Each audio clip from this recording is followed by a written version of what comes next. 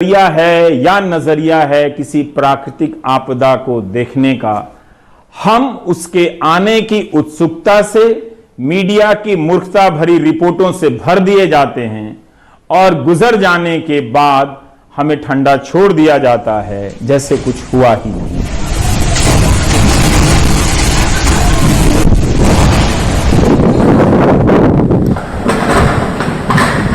किसी तूफान और उसके बाद के हालात को देखने का नजरिया इतना फर्क है कि नेशनल मीडिया के लिए तूफान के गुजर जाने के साथ ही यह खबर पीछे चली जाएगी। 165 से लेकर 180 किलोमीटर प्रति घंटे की रफ्तार से आई हवा ने बंगाल के भीतरी इलाकों, खासकर दक्षिणी हिस्से को कितना तबाह किया है, इसका अंदाजा हम सिर्फ मरने वालों की संख्या से नहीं लगा सकते।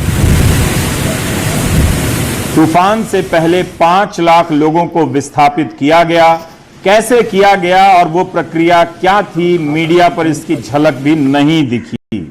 तो जाहिर है इतने लोग विस्थापित कर दिए जाएंगे तो मरने वालों की संख्या कम होगी, लेकिन इसका मतलब यह नहीं कि विनाश कम हुआ। बारुईपुर इलाके में ही एक अधिकारी ने बताया कि 40,000 कच्चे मकान बर्बाद हो गए हैं। कच्चे मकानों के ध्वस्त होने का मतलब है कम से कम 1 लाख से अधिक लोग विस्थापित हो गए। उनका आशियाना हमेशा के लिए छिन गया। सुंदरबन की तरफ से आई ये तस्वीरें विनाश की पूरी कहानी नहीं कहती हैं। इनमें आप कुछ पेड़ों को गिरा हुआ देख रहे हैं और बिजली के खंभे को, और आश्रय स्थलों में बच्चों को, परिवारों को बैठा हुआ आप देख रहे हैं। Running out of the hangar. Unfortunate, everything gone. मगर तूफान के कारण बारिश और लहरों में उफान तेज तो रहा ही होगा, तभी तो कोलकाता एयरपोर्ट का हैंगर पूरी तरह डूबा हुआ नजर आ रहा है।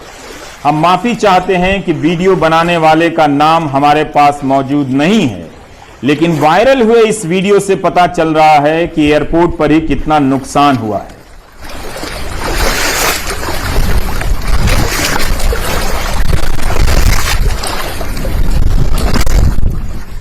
झोपड़ियों को छोड़कर एयरपोर्ट का पहले इसलिए बता रहा हूं कि आज के दौर में ये सब नुकसान ज्यादा बड़े और महत्वपूर्ण माने जाते हैं।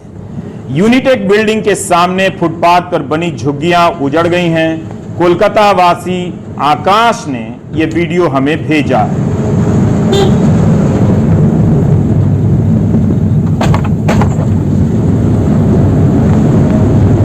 ऐसी प्राकृतिक आपदाएं अपना भौगोलिक क्षेत्र बदल बदल कर हर साल आ रही हैं। पिछले साल इसी महीने ओडिशा के तटीय इलाकों में फोनी सुपर साइक्लोन आया था, आप भूल रहे होंगे। इस साल वहां असर कम रहा है, बंगाल में असर ज्यादा हुआ है, यह भी आप भूल जाएंगे। टेलीग्राफ में हमने एक रिपोर्ट देखी कि कोलकाता के पास हुगली इलाके में एक 500 साल पुरानी 2 मंजिला इमारत गिर गई है। मैंने इस इमारत की तस्वीर हासिल करने के लिए बहुत कोशिश की, क्योंकि झटका लग गया, मन उदासी से भर गया, इसलिए कि यह जानने लगा और सवाल पूछने लगा कि यह बिल्डिंग 500 साल पहले किसने बनाई होगी, और इस दौरान यह किस किस के हाथों से गुजरती हुई परित्याग कर दी गई होगी, छोड़ दी गई होगी, और किस हालत में होगी कि इस ऐतिहासिक इमारत के गिर जाने के बाद किसी को कोई परवाह नहीं। खबर भी छपी तो सिर्फ एक लाइन की कि 500 साल पुरानी एक इमारत गिरी है। तो इस तरह से मीडिया ने क्या किया है कि पहले एक हेडलाइन की जगह बनाई है। यह सब अब समझ में आ रहा है, इस कम का अधूरापन और इसका बेअसर हो जाना, और उस हेडलाइन में जितनी जगह है उसी के हिसाब से चीजें भर दी जाती हैं। 500 years old बिल्डिंग कोलैप्स्ड, इसमें और डिटेल की कोई संभावना होती नहीं है। तो यह था कि हम देखें कि इस तूफान को और इसके असर को कहीं हम जल्दबाजी में छोड़ तो नहीं रहे हैं। इस वक्त बंगाल ही नहीं सभी राज्यों की आर्थिक स्थिति का हाल खस्ता है।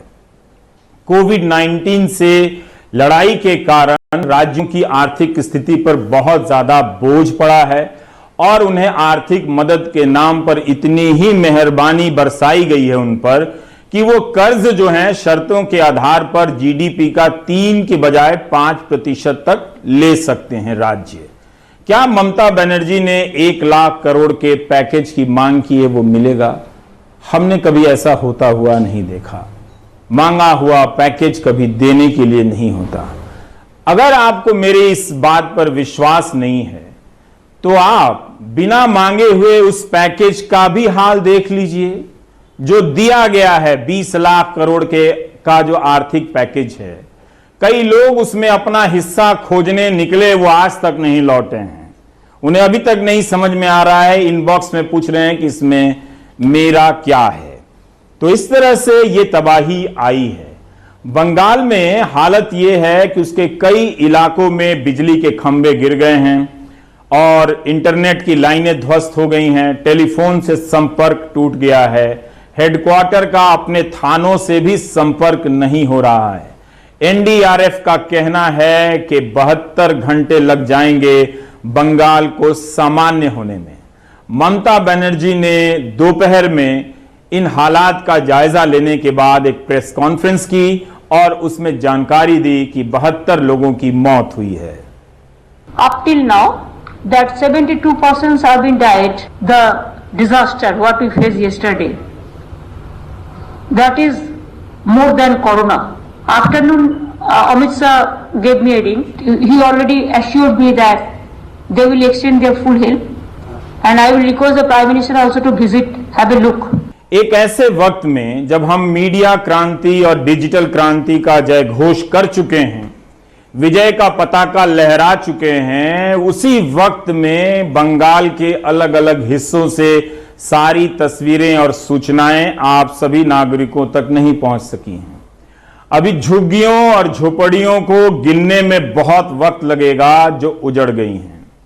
और इस तरह से अगर आप देखें तो इनमें रहने वाले लोग जो विस्थापित हुए हैं उनको फिर से विस्थापित होना पड़ेगा, फिर से नए जगहों पर घर बनाना पड़ेगा और फिर से वो किसी और तूफान में उजड़ जाएगा। यह वीडियो चमेली देवनाथ जी ने भेजा है। कोलकाता एयरपोर्ट के पास सुंदर बृष्टि सोसाइटी का है। आप यही तो देख रहे होंगे कि हरे हरे पेड़ गिरे पड़े हैं। हमने कई मीडिया रिपोर्ट में देखा कि पेड़ भी आदमी की तरह गिन लिए गए हैं या गिरे पड़े दिखाए गए हैं। कहीं कहा गया 500 पेड़ उजड़ गए तो कहीं 1000 पेड़ उजड़ गए। लेकिन सोचिए, आप अपने शहर में किसी सुबह जागें और सारे पेड़ों को गिरा देखें तो कितना कुछ उजड़ जाता है। पेड़ के नीचे टैक्सी स्टैंड होता है, कोई खोमचा लगाता है, किसी ने घर बनाया होता है। अकेले पेड़ थोड़े ना उजड़ता है। यही नहीं, इन पेड़ों के नाम नहीं दिखे कहीं। ये आम है कि इमली हैं कि अमलतास हैं कि बरगद हैं या पीपल हैं। मीडिया ने एक हेडलाइन की जगह बनाई जिसके बारे में पहले भी बताया आपको। उसमें सिर्फ संख्या ही ठीक से आती है, अलग अलग नाम नहीं आ पाते। पेड़ों की उम्र होती है, उसका भी जिक्र नहीं है।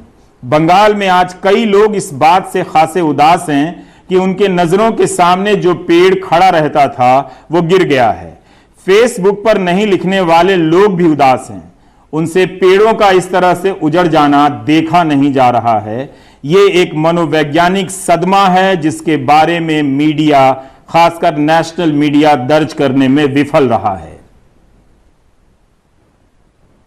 कोलकाता में कल रात को जो हुआ, दक्षिण बंगाल में जो कल तांडव हुआ साइक्लोन अम्फन का, वो अगर आप देखें तो हताश होना है। 72 पीपल डेड, कोलकाता में 15 और बाकी सब जिले में मारे गए। ज्यादातर बहुत सारे लोग मारे गए इलेक्ट्रोक्यूशन होके, कुछ लोग मारे गए जब पेड़ उनके सर पे आ उतरा और नहीं तो घर का दीवार। बहुत ही दुखद हालत। ममता बनर्जी का भी कहना है ये तो सर्वनाश है, ये तो तांडव हुआ है और उत्तर और दक्षिण 24 परगना को फिर से अपने पैर पे खड़े होने के लिए पश्चिम बंगाल सरकार को कुछ साल शायद लगेंगे और बहुत सारे पैसे। जो इंफ्रास्ट्रक्चर को जो डैमेज हुआ है, कच्चे घरों का गिरना बारिश के समय, चक्रवात के समय एक आम बात होती है, लेकिन बिजली के पोल जो हैं वो इतने गिरे हुए हैं, ट्रांसफार्मर गिरे हुए हैं, तार पूरी तरीके से पानी में जो है वो गिरा हुआ है, जिसे बनाने में, जिसे रिस्टोर करने में सरकार को कम से कम 1 से 2 हफ्ते लग जाएंगे। दूसरी बात यह है कि खेतों में जो समुद्र का पानी आया है, पूरी जो खेती है वो चौपट हो गई है। साथ ही साथ पान की खेती होती है, वो सारा कुछ बर्बाद हो गया। किसान एक तरह से पूरी तरीके से तबाह और बर्बाद हो गए हैं। सही कहा मुख्यमंत्री ममता बनर्जी ने कि ये राजनीति का समय नहीं है, और शायद यही एक कारण है कि प्रधानमंत्री नरेंद्र मोदी ने भी पिक्चर को देख के, जो टीवी पे वीडियोस चल रहे थे, उन्होंने ट्वीट किया। खुद गृह मंत्री अमित शाह ने मुख्यमंत्री ममता बनर्जी से बात की, लेकिन ममता बनर्जी को मालूम है कि शायद ये जो पूरा प्रोसेस होगा, पूरे एक तरीके से ये आपको जीरो से स्टार्ट करना होगा, इसलिए शायद उन्होंने केंद्र के पैकेज से ज़्यादा ये बात कहा है कि पूरे विश्व को, पूरे देश को, बंगाल को फिर से मदद करने के लिए आगे आना होगा, क्योंकि उन्हें पूरे जो बर्बादी है उसका मैग्नीट्यूड का उन्हें अंदाजा है, उनके पास सारा फीडबैक है, उसी के आधार पर उन्होंने कहा है। ठीक 1 साल पहले मई के पहले हफ्ते में सुपर साइक्लोन फोनी आया था ओडिशा में। नेशनल मीडिया की टीम इलेक्शन के कवरेज में व्यस्त थी। बची खुची टीम को वहां पर रवाना किया गया, और जैसे ही पता चला कि फोनी तूफान गुजर गया है और मरने वालों की संख्या कुछ 64-65 है, तो यह तय कर लिया गया मीडिया संसार में कि नुकसान बहुत कम हुआ है। मरने वालों की संख्या इसलिए भी कम होती है कि अब उन इलाकों को पहले से खाली करा लिया जाता है, लेकिन जिनके घर उजड़ जाते हैं, उस तूफान में डूब जाते हैं, वो भी जीते जी मर जाते हैं। उनकी जिंदगी की कहानी एक अलग संघर्ष के रास्ते पर चली जाती है। जैसे हम इसी बात को नहीं जान पाए शायद कि ओडिशा से फोनी तूफान के बाद कितने लोग उजड़कर सूरत गए, मुंबई गए, और उनमें से कितने लोगों को 1 साल के भीतर फिर से उजड़कर ओडिशा लौटना पड़ा कोविड-19 के कारण। तो हम विस्थापन दर विस्थापन की इन कहानियों को, बारीकियों को कभी नहीं जान पाते हैं। 40 दिन बीत जाने के बाद मुझे ठीक से याद है, हमारे सहयोगी सुशील महापात्रा ने कहा कि फोनी के कारण बहुत तबाही आई हुई है वहां पर और लोग बहुत बेहाल हैं, मुझे जाने दीजिए। तो मुझे लगा कि 40 दिन बाद क्यों जाने के लिए कह रहे हैं। उस तूफान का कवरेज तो हर जगह बंद हो चुका था। तूफान के गुजर जाने के बाद नेशनल मीडिया में ग्राउंड रिपोर्टिंग भी नहीं हुई, लेकिन सुशील महापात्रा गए और जो उन्होंने दिखाया उस पर वाकई यकीन नहीं हुआ कि 45 दिनों बाद आई उनकी रिपोर्ट तबाही की ये ताजी तस्वीरें लिए बैठी थी। चारों तरफ फोनी के बर्बादी के निशान थे, जैसे तूफान अभी अभी गुजरा।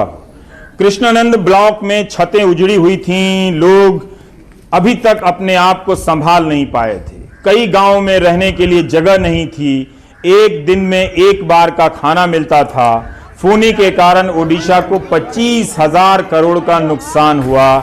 मुख्यमंत्री नवीन पटनायक ने 17,000 करोड़ की केंद्र से मदद मांगी थी, मिला 4,700 करोड़ रुपया। शायद उस वक्त चुनाव रहा होगा।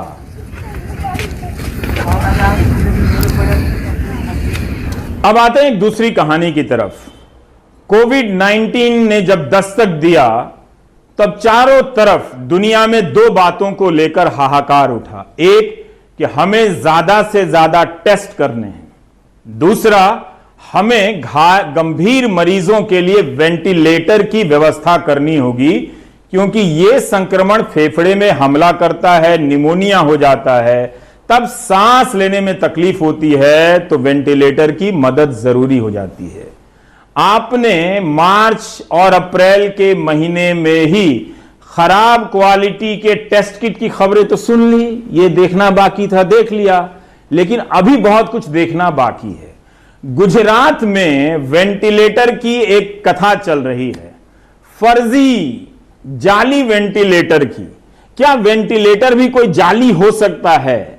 लेकिन गुजरात से आने वाली खबरें बता रही हैं कि वेंटिलेटर जाली हो सकता है।